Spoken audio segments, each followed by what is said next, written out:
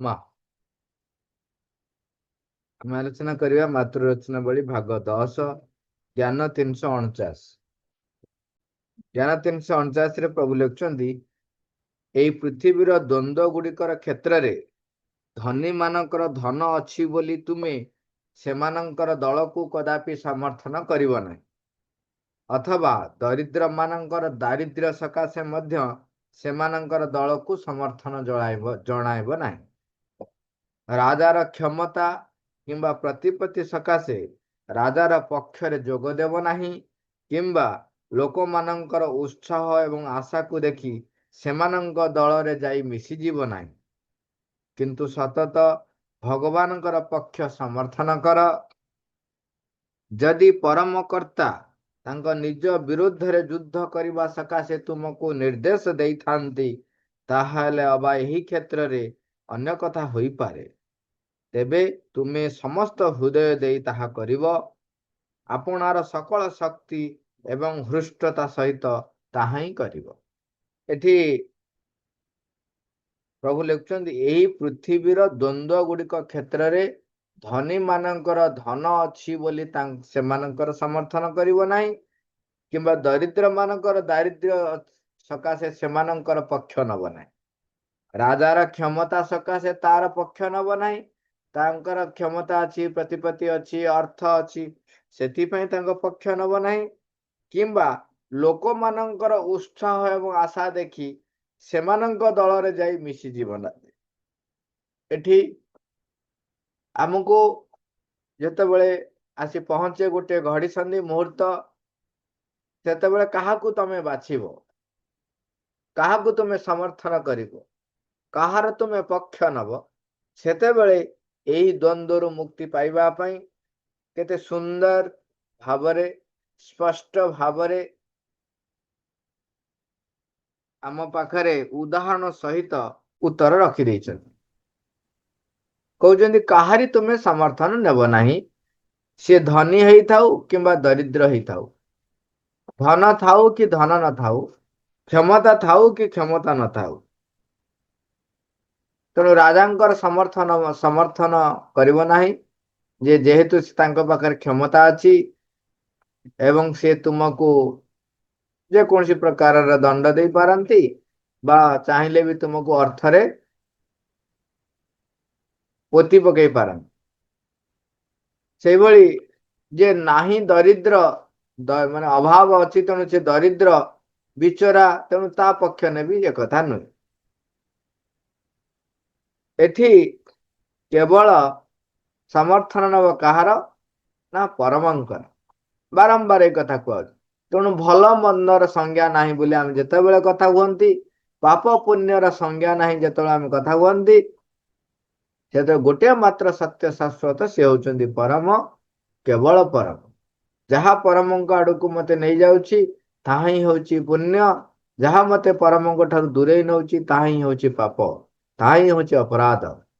ଏବଂ ଅପରାଧର ଆଉ ଗୋଟେ ସଂଜ୍ଞା ଆମେ ଗତକାଲି ଆଲୋଚନା କରିଥିଲେ, ଯୋଉ କାର୍ଯ୍ୟ, ଯୋଉ ଭାବନା, ଯୋଉ ଚିନ୍ତା ସକଳ ମତେ ନିଜର ଦାସ କରାଇ ପକାଉଛି, ସେଗୁଡିକ ହଉଛି ଅପରାଧ।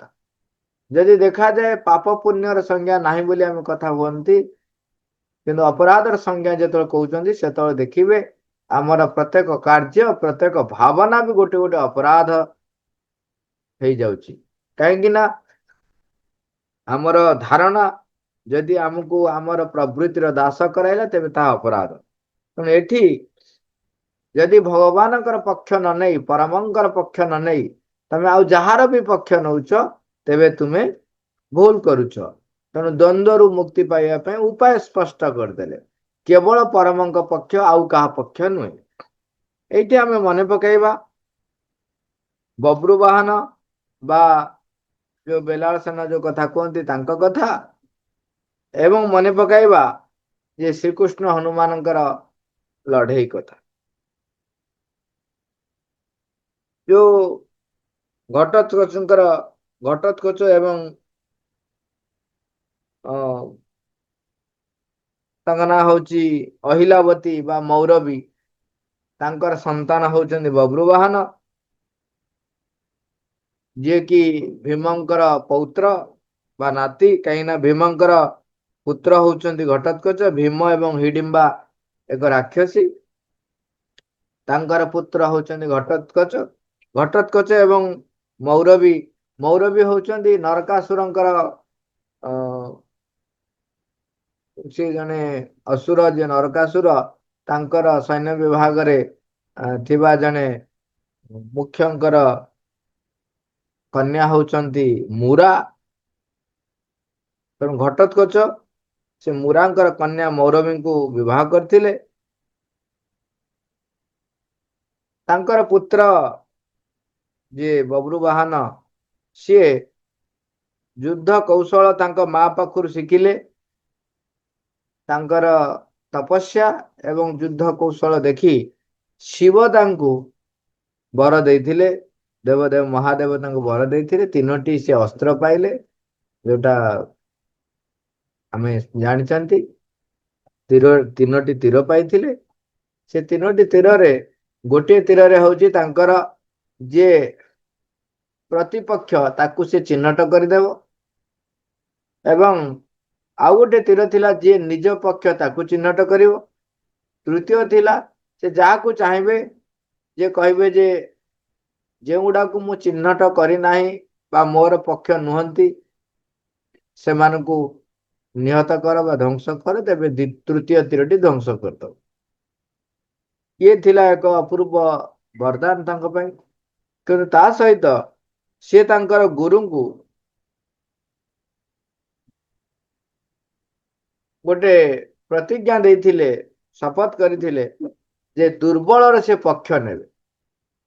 ଏଇଠି ଯୋଉ କେବଳ ଦୁର୍ବଳଙ୍କର ପକ୍ଷ ମୁଁ ନେବି, ଏହା ଏକ ବିରୋଧାତ୍ମକ, ଏକ ଦ୍ୱନ୍ଦାତ୍ମକ ପ୍ରତିଜ୍ଞା। କାରଣ ଏହା ଫଳରେ କଣ ହବ, ଯେ ସତ୍ୟର ପକ୍ଷ ଛାଡିକି ଜଣେ ଅଧର୍ମର, ଅସତ୍ୟର ପକ୍ଷ ନେଇପାରେ। କାହିଁକି ନା ଯଦି ଆମେ ଦେଖିବା ସତ୍ୟର ବିଜୟ ସବୁବେଳେ ନିଶ୍ଚୟ ହବ। କଥା ହଉଛି ଯେ ସତ୍ୟର ବିଜୟ ସୁନିଶ୍ଚିତ। ଯଦି ସତ୍ୟର ବିଜୟ ସୁନିଶ୍ଚିତ ହେଲା, ତେବେ ଯୋଉ ବବ୍ରୁବାହନଙ୍କର ପ୍ରତିଜ୍ଞା ଥିଲା ଯେ ଯୋଉମାନେ ଦୁର୍ବଳ ସେ ତାଙ୍କର ପକ୍ଷ ନେବେ, ଏଠି କଣ ହବ, ସତ୍ୟ ପକ୍ଷ ତ ନିଶ୍ଚୟ ପ୍ରଥମେ କଣ ହୁଏତ ଦୁର୍ବଳ ରହିପାରେ, କିନ୍ତୁ ଧୀରେ ଧୀରେ ସବଳ ହବ। କାହିଁକିନା ସତ୍ୟର ବିଜୟ ନିଶ୍ଚୟ ହବ। ସେତେବେଳେ ଯିଏ ବିରୋଧୀ ଶକ୍ତି ସିଏ ଦୁର୍ବଳ ହେଇଯିବ। ବର୍ତ୍ତମାନ ଇଏ ଯୋଉ ପ୍ରତିଜ୍ଞା କରିଛନ୍ତି ଦୁର୍ବଳର ସମର୍ଥନ କରିବେ, ତାର ଓଲଟା ହେଇଯିବନି। ତେଣୁ ଯଦି ଆମେ ଏଇ ଉଦାହରଣଟି ଦେଖିବା, ତେଣୁ ଧନୀ ମାନଙ୍କର ଧନ ଅଛି ବୋଲି ସେମାନଙ୍କର ପକ୍ଷ ନେବ ନାହିଁ, କିମ୍ବା ଦରିଦ୍ରତା ସକାଶେ ସେମାନଙ୍କର ପକ୍ଷ ନେବ ନାହିଁ। ପକ୍ଷ ନେବି କେବଳ ପରମଙ୍କର, ଶୁଣିବି କେବଳ ପରମଙ୍କର ନିର୍ଦ୍ଦେଶ। ଏଇ ହଉଛି ମୋର ପ୍ରତିଜ୍ଞା। ସତତ ଭଗବାନଙ୍କର ପକ୍ଷ ସମର୍ଥନ କର। ତାପରେ କହୁଛି, ଯଦି ପରମକର୍ତ୍ତା ତାଙ୍କ ନିଜ ବିରୁଦ୍ଧରେ ଯୁଦ୍ଧ କରିବା ସକାଶେ ତୁମକୁ ନିର୍ଦ୍ଦେଶ ଦେଇଥାନ୍ତି, ତାହେଲେ ବି ତାହା ତୁମେ କର। ଗୋଟେ ଘଟଣା ଘଟିଛି। ଶ୍ରୀକୃଷ୍ଣ ଗୋଟେ ସମୟରେ, ପ୍ରଭୁ ଶ୍ରୀକୃଷ୍ଣ ସୁଦର୍ଶନ ଚକ୍ର ଏବଂ ଗରୁଡ ଏବଂ ସତ୍ୟଭାମା 3 ଜଣଙ୍କର ଗର୍ବ ଭଞ୍ଜନ କରିବା ପାଇଁ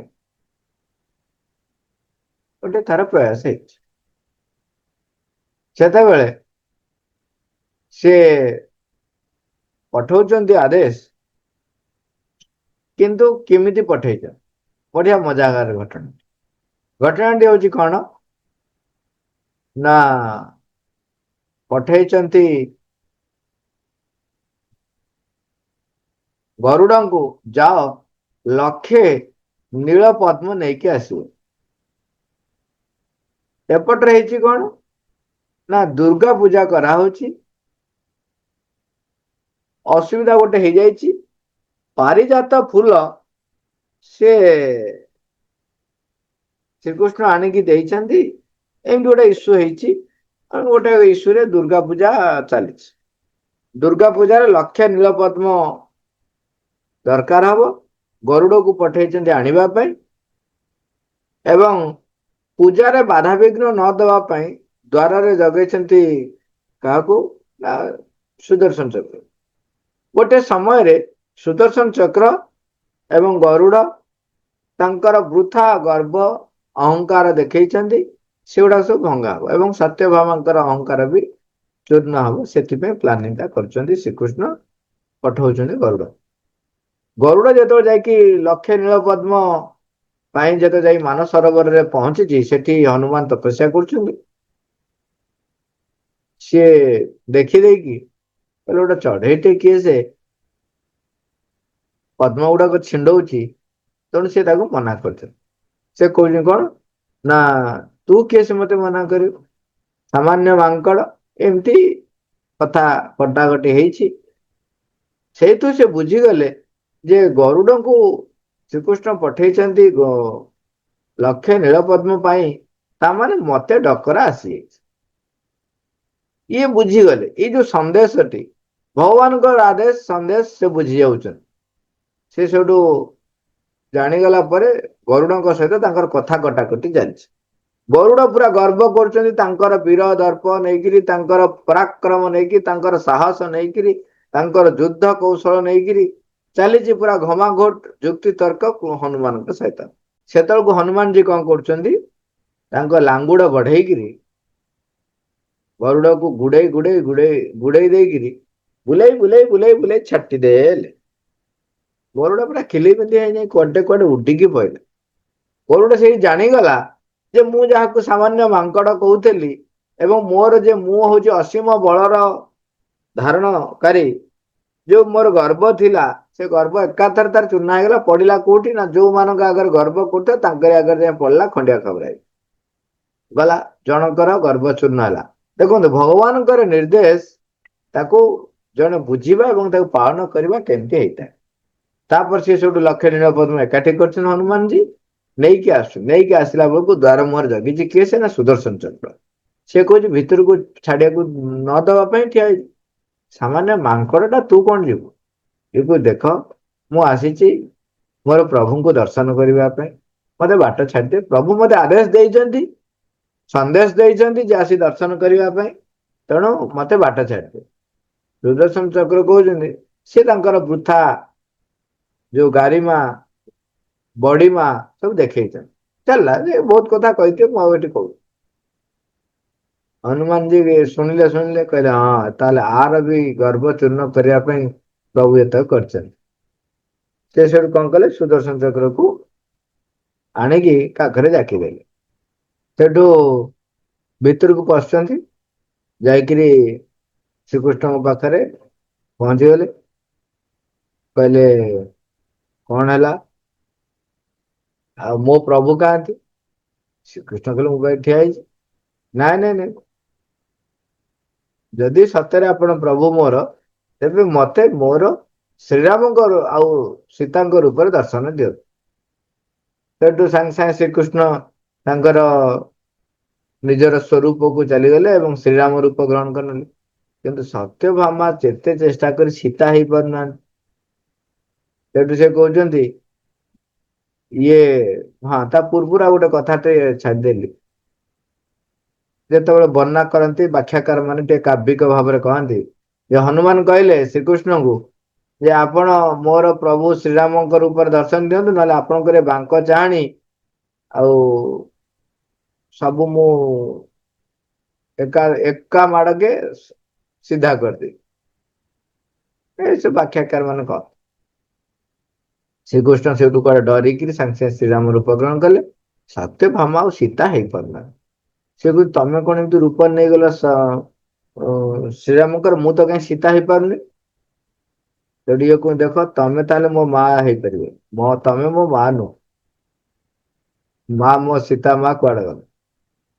ସେଠୁ ବିକଳ ହେଇକିରି ସତ୍ୟଭାମା ଯାଇକିରି ରୁକ୍ମିଣୀଙ୍କୁ ଡାକିକି ଆଣୁଛନ୍ତି। କହୁଛନ୍ତି ଏମିତି ଏମିତି ଘଟଣା ଘଟିଛି, ଗୋଟେ ମାଙ୍କଡ ଆସି ପହଞ୍ଚିଛି, ଆଉ ଏମିତି ଏମିତି ହଉଛି, ତେଣୁ ତମେ କଣ ଗୋଟେ ବାଟ ଉପାୟ କର। ସେଠୁ ରୁକ୍ମିଣୀ ସିଆଡୁ ଆସି ପହଞ୍ଚୁଛନ୍ତି ହନୁମାନଙ୍କୁ ଦେଖି। ସେ ହନୁମାନ କହୁଛନ୍ତି ମା ମୋ ସୀତା ମା ରୂପରେ ଆସିଲେ ଯାଇକି ମୁଁ ଟିକେ ପ୍ରଣାମ କରି ଚାଲିଯିବି। ତାପରେ ରୁକ୍ମିଣୀ ସୀତା ମା ହେଇଛନ୍ତି। ତେଣୁ ଶ୍ରୀରାମ ଆଉ ସୀତାଙ୍କୁ ଦର୍ଶନ କରି ପ୍ରଣାମ କରି ହନୁମାନ ବି ଫେରିକି ଯାଉଛି। ଏଠି ପ୍ରଭୁଙ୍କର ଯୋଉ ଆଦେଶ, ଯେହେତୁ ତାଙ୍କର ଗରୁଡକୁ ଶିକ୍ଷା ଦେବା, ସୁଦର୍ଶନ ଚକ୍ରକୁ ଶିକ୍ଷା ଦେବା ଏବଂ ସତ୍ୟଭାମାଙ୍କୁ ଶିକ୍ଷା ଦେବା, ଯାହା ଆଦେଶ ତମର ଯେତେବେଳେ ପ୍ରଭୁଙ୍କର ଆଦେଶ ଆସିବ ତୁମେ ତାହା ହିଁ କରିବ। ଏହା ହିଁ ହଉଛି ଆମ ପାଇଁ ସର୍ବୋତ୍ତମ କରଣୀୟ କର୍ତ୍ତବ୍ୟ। ଯଦି ପରମକର୍ତ୍ତା ତାଙ୍କ ନିଜ ବିରୋଧରେ ଯୁଦ୍ଧ କରିବା ସକାଶେ ତୁମକୁ ନିର୍ଦ୍ଦେଶ ଦେଇଥାନ୍ତି, ତାହେଲେ ଅବା ଏହି କ୍ଷେତ୍ରରେ ଅନ୍ୟ କଥା ହୋଇପାରେ। ତେବେ ତୁମେ ସମସ୍ତ ହୃଦୟ ଦେଇ ତାହା କରିବେ, ଆପଣାର ସକଳ ଶକ୍ତି ଏବଂ ହୃଷ୍ଟତା ସହିତ ତାହା ହିଁ କରିବ। ଯଦି ସିଏ କହିଲେ ତେବେ ତୁମେ ତାହା ହିଁ କରିବ। ମା ମା। Thank you all, Robert.